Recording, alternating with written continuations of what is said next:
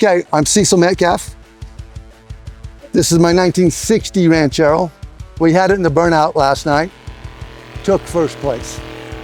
Burns red tires. We've had the car for 6 or 8 years. We bought it mainly in the condition it's in, just we had to tune it up, make it strong. That's all I got for you. Okay, it's 47 Studebaker, businessman coupe, 3-passenger.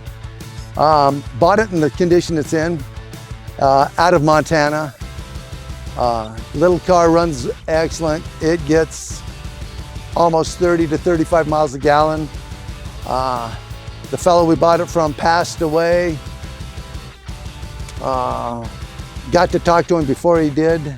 Kind of made a deal with him to get the car. Okay, so the Rotary Club puts all of this on. It's an absolute wonderful program. And they put on such a great show. What a great show. Everybody enjoys it.